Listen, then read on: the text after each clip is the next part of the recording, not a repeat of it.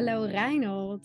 I am Hello. so excited and so happy that we are able to connect because for me it seemed like the word connection is why we are speaking today because I feel as a big part of my work in trust is about connecting people with themselves. And I see and know that your work is really about connecting people with themselves as well. And you do that through embodiment, through the experience of the body, and maybe especially by a more intimate connection with yourself through sexual expression or your sexual life in general. And your work is really about rediscovering in all safety, what our deepest feelings and our deepest needs and our deepest longings are. And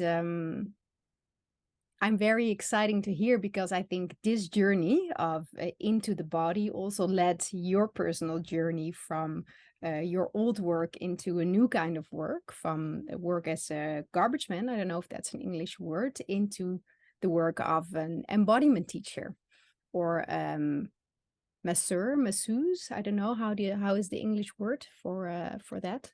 Well, in general, I would say body work, A body worker, exactly. Yeah. And yeah, I find this journey very inspiring. So I would really like to dive in together if we can sort of find this relationship between trust and the body, and by diving deeper into the body we find more trust, and by finding more trust in life we are able to dive deeper into the body. So yeah, maybe some first words on this from Wow. you. Well, first of all, well said. I think by what you just said, you hit on some very essential topics in the work that I do, and yeah, also what I think is what the overlap is between our lines of work. Um, Yeah, so yeah, that's a very interesting thing to talk about. Mm, Um, yeah, so I do mostly body work. Um, and what I see in my practice is that very often people have this sense of, I'm sure there's more to it in life than what I'm having right now. mm, Uh, People go to their work, make their money, have a have some success in that, and then on a more intimate level towards themselves or towards their partners, they feel they are somehow struggling, and this shows in uh, how they feel themselves, and also in the connection between them and their partner, whether they are male or female, that something is missing, and then mm, like it doesn't flow, and how to go about it is usually pretty hard, where to start. Um, and that's where I come into play, yeah. so um, I have this kind of grassroots approach to the body. When someone is coming, uh, I ask them, so what would you like to experience? And that very often is such a big question that they cannot answer, Mm, and I cannot answer it for them either. So we really start tuning into the body. What does it feel? So if, for instance, if I put my hand on your back, how does your body receive it? mm, And that's really a very small thing to do. Just place my hand on someone's back or someone's neck, for instance, and then the body responds. And yeah. um, yeah, it's really uh, about learning to trust the body in what it's telling us. Yes. You know, there's a lot of information coming from your body, like from the moment you wake up to the moment you go to sleep. There's a lot of information coming, and the trick is to tune into it and really trust your body, that the signals that it's giving is telling you exactly what you need, and Yes. it's telling you exactly where you are. um, so Yeah, I see a great overlap with my work as well, because I think the first step maybe into trust is to, or maybe not the first step, maybe the biggest step is to move beyond the voice of the mind, no, and start listening, period. Maybe not start yes, listening to something, but just start listening yeah, instead of keep talking, no. And I think that in our society, which is at this moment so focused on mind and on intellect and on ratio and on thinking our way out things and into things and through things, that yeah, maybe we have lost this kind of wisdom, or I don't know if we ever had this kind of wisdom. But I think this deeper listening and the informational reality, like you say it now, there's a great informational reality, I think, in the body. Maybe it's the first step, but there is an informational reality in the world of consciousness or awareness or the field or whatever you would like to call it. And I think connecting with that is maybe the first step. Do you experience that as well?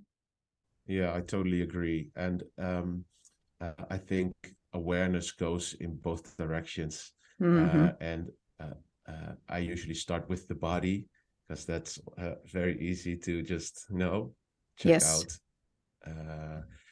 And from that connection with yourself and with your senses, I think also comes the ability to feel out, right? Whether it's your Yes. partner in your relationship, or to your life in the bigger scheme of things. Uh, it starts Yes. with an awareness, right? Yeah, the last time you said something amazingly beautiful and interesting, I thought, and you said your sexual life is a reflection of what's going on in your life in general. Yes. Maybe you can shine a little bit of a bigger Well, light on that. that's that is a big tantric how do you say that, like belief uh, in tantra. This is something that you really look at. um, so how you are connecting with your own body, with your partner, and how you are having sex really tells you a lot about the the way you are wired, how your nervous system is wired, what your imprints are from your childhood, maybe from your society, and that is of course influenced by a lot of things, trauma maybe even. Um, and all these things influence how you look at the world, look at your partner, look at yourself, and yeah, by looking at the way you are having sex or intimacy, um, yeah, it really reflects how you are, yeah, how you are built in life. Yeah. Can you maybe, do you have an example of an astonishing difference, maybe like before awareness of the body, before a greater awareness of the body, and after, what changes? Um, well, there are many examples. We all have our traumas, right? From childhood, developmental issues, and for instance, one of the things that you can have is the feeling of not being good enough, right? So whenever you have that, the tendency very often is that you project your self-worth at someone else. So for instance, if I don't feel good enough, I might be looking at you as my partner for validation, for approval.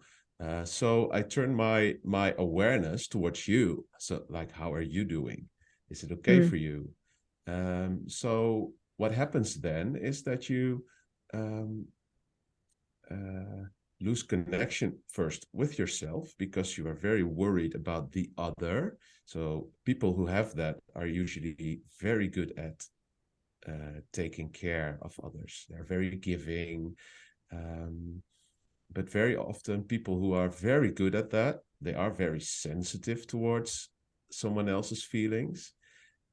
Yet they have a hard time connecting to their own and their own needs. So the connection kind of gets distorted between their awareness and their own body because they're like projected outwards, Yeah. and um, by inviting people to come back to their body, to their senses, you really invite people to reconnect with themselves.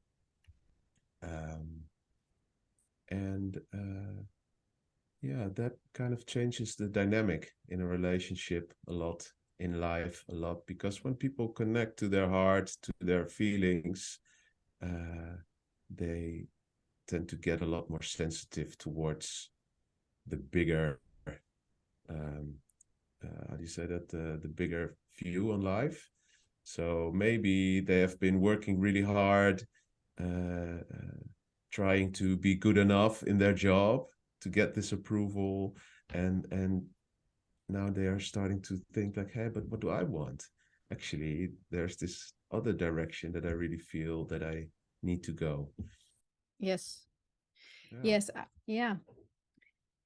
Yeah. I see that that expansion, no, that as we get bigger and expanded, and it's an interesting, a paradoxical maybe mechanism even, because it is a first step is maybe being more selfish because I'm thinking truly about also in your sexual life, no, maybe like, oh, what is it that I want? Oh no, I really want to do the things also that I want and that I need and I long for. But I think if you sink truly into those needs, that you become more universal as well, because you are more loving and more grateful and more accepting of things. So it's a very interesting, I think, mechanism that looks, yeah, two contrasting things coming into awareness. Do you see that as well in the connection with the body, that it is a sort of self-centered, without a negative sense, process? totally. Yeah. Well, being selfish sounds very negative, Yeah. in general, like you're only worried about yourself.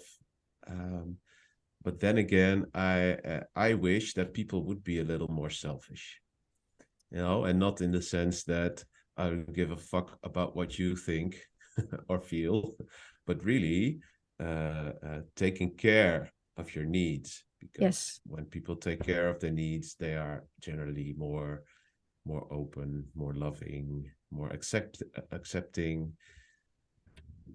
Yes. Yeah, But as we step into that field of me or what I want, without looking so much to the outside world, I think then all kinds of interesting dynamics start to pop up. No, and then I think a lot of fears come to the surface once we are becoming more self-centered, or when we are starting to work more from the inside out instead of the outside in. We need to be comfortable in not knowing, for example, or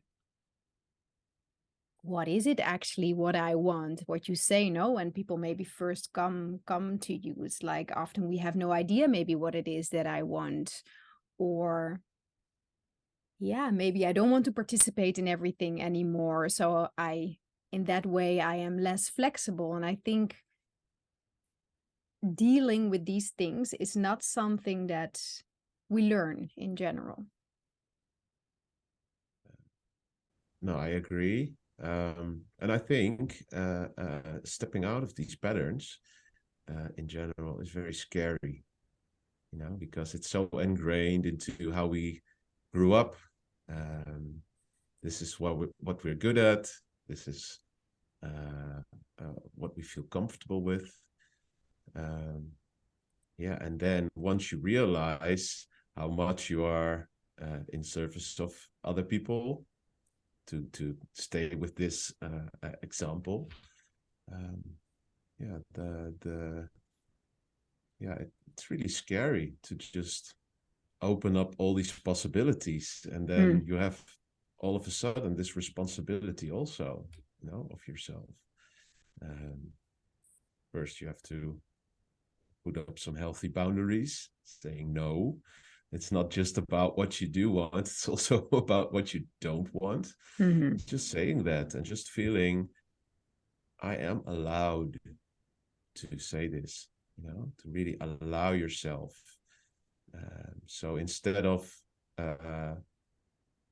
looking for outside validation, you really validate yourself first, and that is, I think, uh, part of spiritual growing up, is that you don't look outside for acceptance, but really find it in yourself first, to really help you ground yourself, basically. And then life becomes a lot easier if you don't Mm. really, yeah, if you don't give a fuck, Yeah, so to exactly. say. Yeah. Yes. Yes, and it's a whole new concept. Now, I think for many of us, the fact that there is a no from love, there is a saying no from, yes, for the greater good. And I think that many of us think that no is not love, that is, it's something negative. Which it isn't, of course, because healthy people create a better world, I think.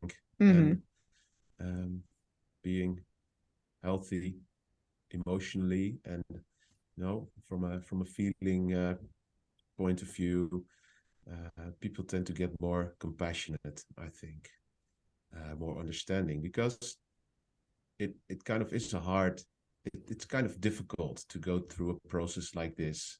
As I said, it is a bit scary. You feel vulnerable because you are doing something out of your comfort zone.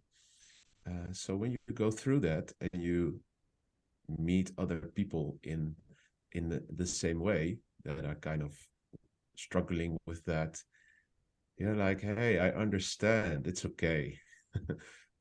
Which makes you a more accepting and more loving person Yes. as a whole, I think. Yeah. Yes. So maybe back to the body as field of information. So you say it all it all starts with the body. No, you I think you said to me, like, the first step into trust is the connection with our body and listening to the body. Because I'm wondering, I think for many people wonder, like, how can the information of the body, or by stepping into the wisdom of the body, lead me to, yeah, that's something greater. How is that connected to actually my life journey? No, well, it's so connected to our bigger journeys. I agree. I think your body is what our bodies is what connects us to the world. We have this very wonderful sensory organ that's called the nervous system, which, if allowed, tells us so much about how to navigate, how to trust, how to love. It's all in here. We don't have to look outside ourselves for it. And the more we allow ourselves to sink into the body, the more we feel how much we are connected and how beautiful it is to be in this world.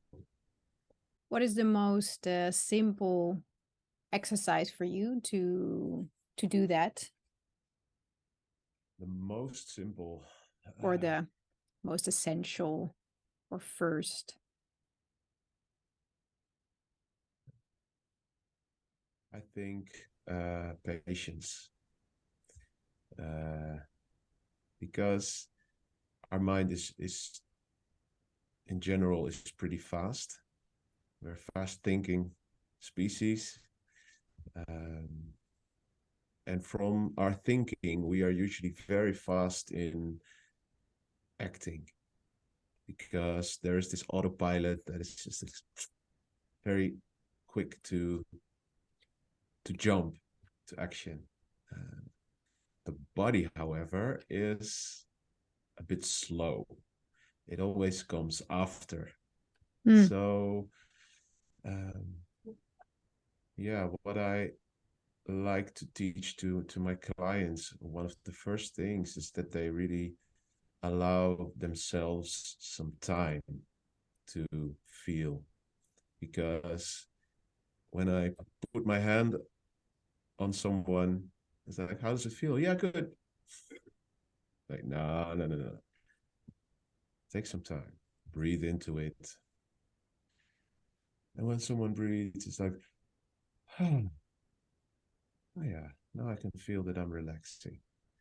It's like, and then, they are getting aware of the body, just take some time to relax. And it usually takes a few minutes, but just one simple touch for someone to really sink into the body, and for them to feel that they are ready for something else, another place on their body, maybe some movement.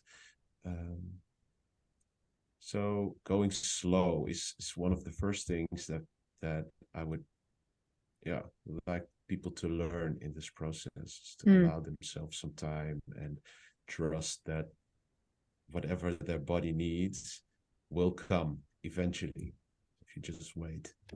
Yes. Yes, and I also see that not only what the body needs, but what is in this moment popping up in the body is always, in my experience, sort of the gateway, the sacred gateway to the new. For instance, unwanted feelings of stress or hurt or grief or whatever it is. Usually the mind is so structured in moving away from that. No, it's like we want to try, okay, I want to transform it now, immediately, into something different, into something we say is positive. We have labeled these things as positive and negative, while I see that so much when we fully accept what is, whether it is negative or positive, difficult or easy. There is so much information in that. And when we truly start to see that symptom or whatever that bodily experience is for what it is, it automatically transforms in whatever it needs to be. Do you recognize that? Yes, I think whatever you feel in your body comes from emotion. We don't call it emotion for nothing, right? It's a movement in your body of what you're feeling. And coming back to what you said right at the beginning of our conversation about how we are like a mind-oriented society, I think on a personal level, people have learned to use their mind to stay very, very functional, right? So we are very quick to, oh, I feel this, there's this action. It's the mind that is taking over and keeps us going from one thing to the next. The big advantage of that is that we have built this very complex, amazing society with all our technological advancements and our wealth, and a lot of it is based on that Mm. uh, on that part of ourselves. Um, However, we can overuse it and lose connection with ourselves, you know. So that's kind of the balance that we need to find in there, to on one end, on one side, be very functional and get things done, but then also have the time to really come back to your senses, to your body, and to be here, you know. And it's about finding that balance. Yes, and listening to those Yeah, physical expressions, no, of what the body is exactly. telling. Yes, Yes. Yeah. yes. Yeah. So yeah, so it's not about one is better than the other. It's like getting that connection between the two, so they really work together. Yeah, exactly. And knowing that there is more than the mind. Oh yeah, there is this whole complex Yeah. being, body and being, which Yes, includes mind, but where mind is not the only ruler there, in there. I agree. Yeah. In my view, the body is paramount. Mm. Yeah, and the mind is in service of the whole, you know. And yeah, that's not what we see in our society, where this thing is so dominant, uh, that it's kind of ruling. Mm. Yeah, Yes, so how we connect with the body is an expression of how we connect with life I agree. Yeah. in basics. So, for example, if we would like to have a better sex life, I think a lot of people also that's a question, no, which you get a lot, um, is by creating a better relationship with your body. Could I say it like Yes, that? definitely. It's the beginning, Mm. you know. And yeah, I have, in my own process, uh, I've been amazed by how profound it is to ask yourself, what do I feel and what do I want? It's so simple that you kind of, you know, there are all these amazing spiritual workshops, gurus, where you can have these great, profound experiences, Mm-hmm. very spiritual. Um, and yet, those simple questions to me have been the most life changing, actually, um, because it's so fundamental, Mm. right? It's so it's and therefore it's so easily overlooked, Yeah. because it's almost too simple. Yes, I love that. How do I feel and what do I want? Yeah. Yes, because what do these questions do? What do they do? Um, For well, instance, if I I'm think. thinking, yeah, oh no, sorry, go ahead. No, go ahead. No. You go. No, if I am I'm thinking out loud because when I ask myself, what do I feel, I automatically move beyond the mind, no? It's like I step already into a bigger dimension. I agree. Yes, exactly that. Hmm. And I'm doing the same thing with what I want. Yes. And this is also where people find the most difficulty, because it so goes against what we've learned to do, that it's kind of scary, you know. So um, a large portion of my sessions is really about those questions, Hmm. and really about helping people to allow themselves to really step into that.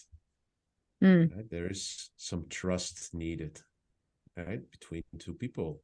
If you are really going towards, what do I want, and how do I express this, right? Hmm. So yeah, when you spoke about embodiment before, this is like the next step, right? This first you feel into yourself, and then also you express through your body uh, what that is. You know, Mm-hmm. you're already doing that on a like unconscious level. It's whenever someone is on my massage table and they are like tensing, and I ask them, so like, so how does it feel? Yeah, good. They're kind of holding their breath, you know. So they really need some uh, reassurance first. So first, I give them the reassurance that it's okay before they start to feel it themselves. You know, so sometimes people need that little extra step to, uh, you know, get this loving push in the right Yes. direction, Yes. so they can reach it themselves. Yes. And and we have all kind of missed some affirmation, some confirmation from our parents. Um, and sometimes it just takes that. It's just, hey, it's okay. You know, it's okay to feel a bit tensed at the moment. You know, that's fine. Just feel it. It's totally fine. Just be welcoming to it. Just let it do whatever it wants to do. And it's like, oh, okay, so I don't have to be in a certain way. No, you don't. You're right where you need to be. Yeah. Yeah. So it's not just about, you know, getting all these positive, nice feelings. It's about welcoming the entire picture. Exactly. So, but whether it's scary, whether it's sad, whether they are kind of frustrated about it and kind of angry and they want to like scream it out, it's fine. You know, it's all part of the plan. It's all part of the picture. You know, whatever your body is feeling, whether negative or positive, it's all welcome. And it's Mm. more like, yeah, just allow it, just allow it, just let it come. And that's where the the big the big sigh is, you know, whenever people allow these feelings into their body, it is usually accompanied by this big breath, this deep sigh, where they are like, ah, oh yeah, that feels really good to just be with it and not pretend, basically. Exactly. And that really resonates with me because in the end, no, life, it is about this big breath, about this big surrender. Oh, yeah. Oh, yeah, this is what wants. It's not only what I want, but this is what wants to move or what wants to come forth. And Mm. that is that existential trust, no? It's, oh, yeah, I trust enough to surrender. The more I trust, the more I can surrender to what wants. Exactly. Whatever comes. Exactly, whatever comes, Yeah. then I move Yeah. away from that labeling of positive and negative because that has no meaning then anymore. Yes. And yeah, that takes some practice, you know. Yes, exactly. And I think, like you said, it's patience now is also a big part of it because um then stepping into the question after, okay, what wants, then okay, what I want is often also something that that answer comes in time. It's not an immediate immediate thing, but then again, to be with that uncomfortable feeling of impatience is for most people unbearable, no? Yeah, that's the mind, you know, and understanding that that's these imprints that you have to be a certain way or you have to know, or you know, whether it's you're not good enough or you have to perform. It's not about that. It's very much, you know, being with what there actually is, not Hmm. where you need to be, or yeah, it's about Yes, here right now. Yeah. yes. Yes, exactly. Starting with what is. So in your bigger perspective, in your bigger journey, because we were talking about, oh yeah, how the body can lead you into your bigger life story and the bigger journey of your life. So for you, that was, I think, a beautiful movement. Would you share a little bit about that? How you use the body, or what role your body or embodiment played in your journey? Well, yeah, I'd love to share something about it. Yeah, well, basically, as a child, I grew up having ADD or ADHD without knowing. I've never been diagnosed. Um, the only thing when I was at school, it was like, yeah, he's a smart guy. He can do it, but he just won't. And we don't understand why. So I have been um, punished for it. I've gotten tons of fear from my parents, like, oh my God, what's going to happen with him? My dad always said something like, yeah, you can, yeah, in Dutch we say putje scheppen. It's like like you can be like a sewer cleaner or something if you don't get your act together. Um, so yeah, I've grown up with the realization that I'm not good enough, really, because Mm, I couldn't perform, because the school system wasn't made for me, or vice versa.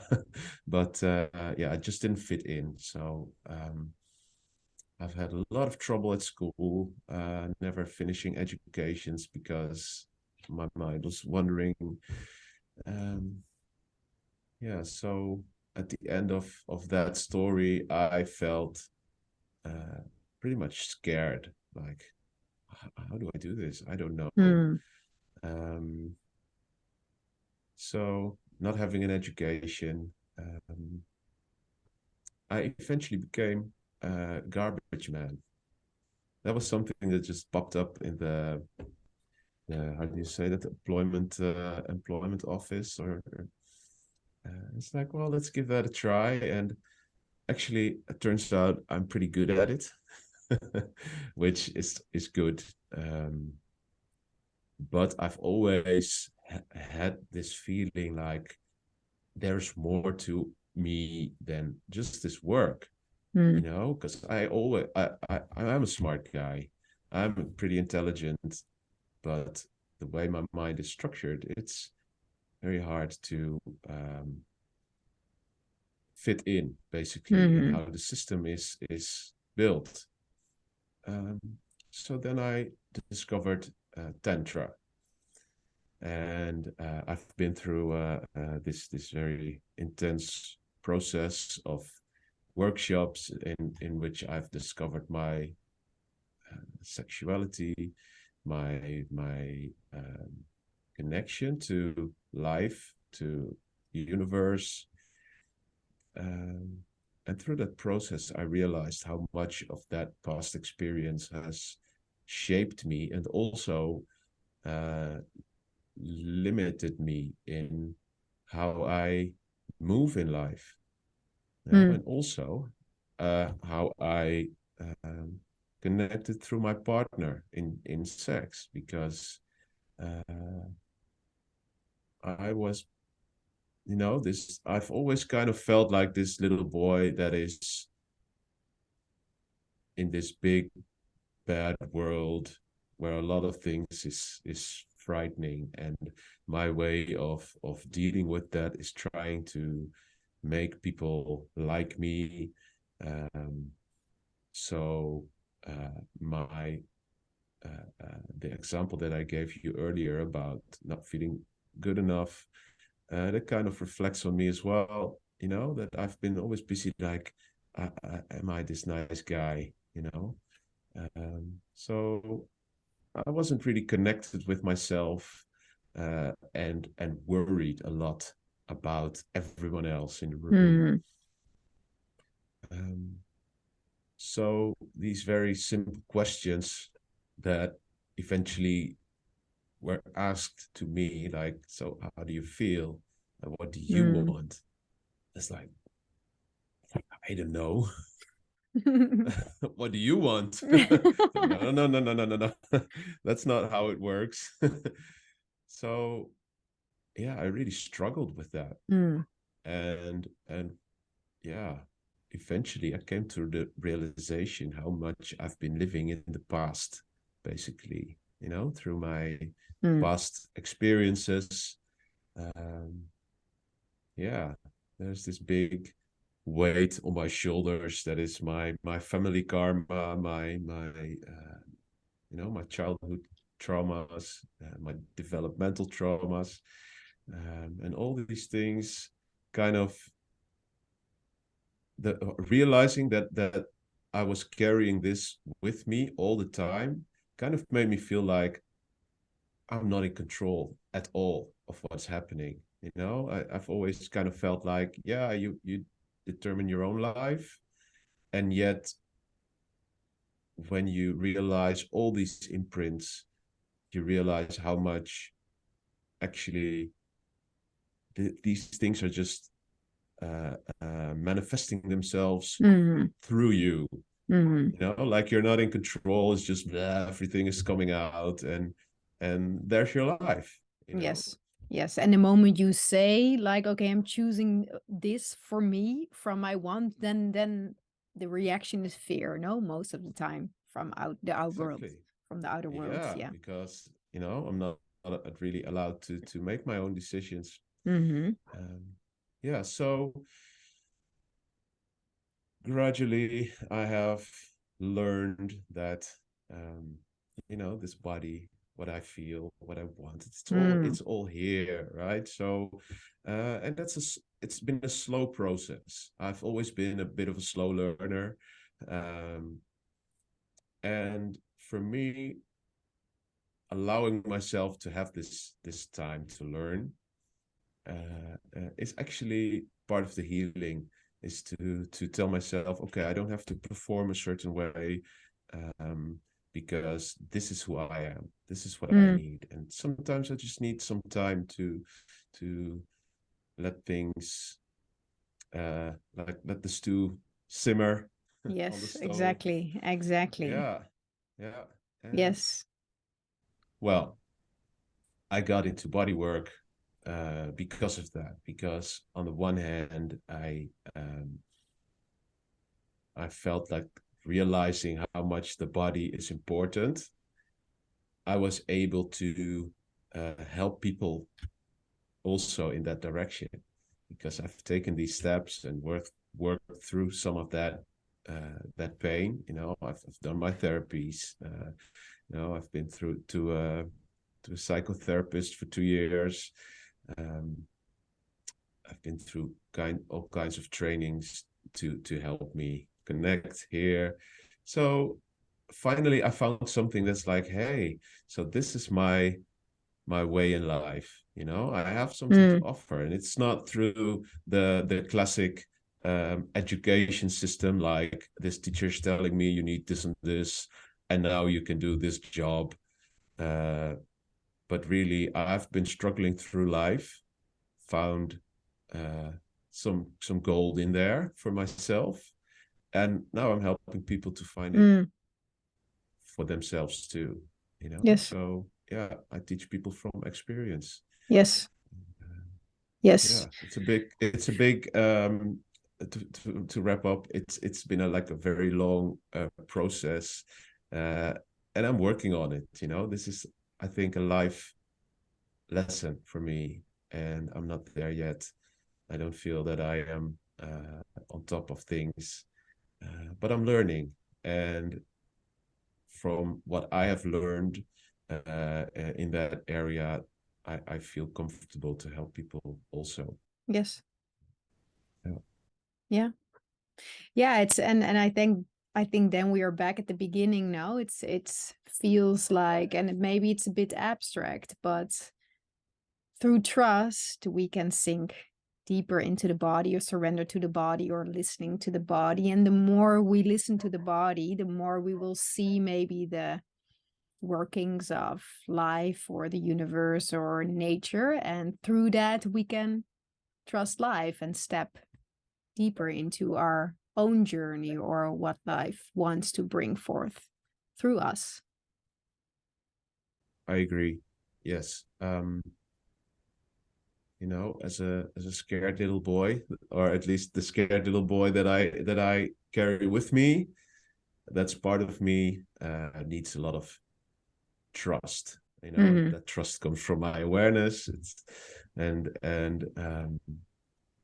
yeah, going through this process has helped me to get the affirmation that I need to trust. Right? Mm-hmm. It's take some steps, get some success, learn how trust works. You know, trust Mm-hmm. is something to build on. It's not just magically appearing. It's taking control of the little things that you can control, getting success from it, whether it's a nice feeling or relaxation in your body, or uh, maybe getting this kind of work, going into this line of work that you really Mm-hmm.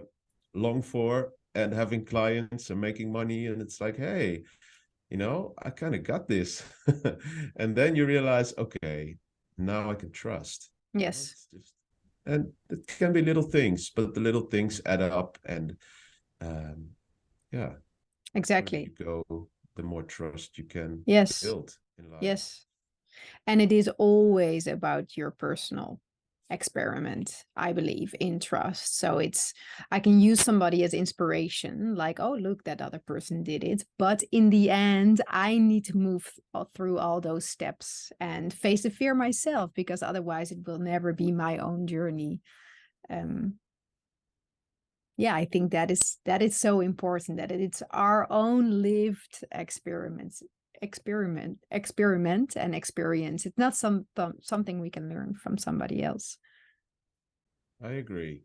We can get inspired by other people, but in the end, we have to do it ourselves. And Mm, um, we, I think people in general tend to think that they're the only one who is struggling in this mm, way, yes. you know. But yeah, we're all a bit messed up. Yeah, exactly. We're all like that, and yeah, in the end, you know, when you look at other people and really how they are doing things, it's like, yeah, this is so universal, you know. Yes. And the more I think we realize how universal it is, the more accepting we can be of each other in Mm, where we are and how we're moving through life. yeah. Yeah. Thank you so much for all these beautiful insights, especially the what I feel, what do I feel, and what I want. I think that's really helpful. Can be really super simple and really, really helpful. Is there anything we missed or you would like to share? Well, I feel like I could talk about this for hours, but yeah, I think uh, I think we hit the topic pretty well. Yeah. So Yes, yeah, I think so too. Thank you, Reynold, for this beautiful conversation and for all the things you so open-heartedly shared. thank you. It's been a pleasure. Love talking to you. Okay.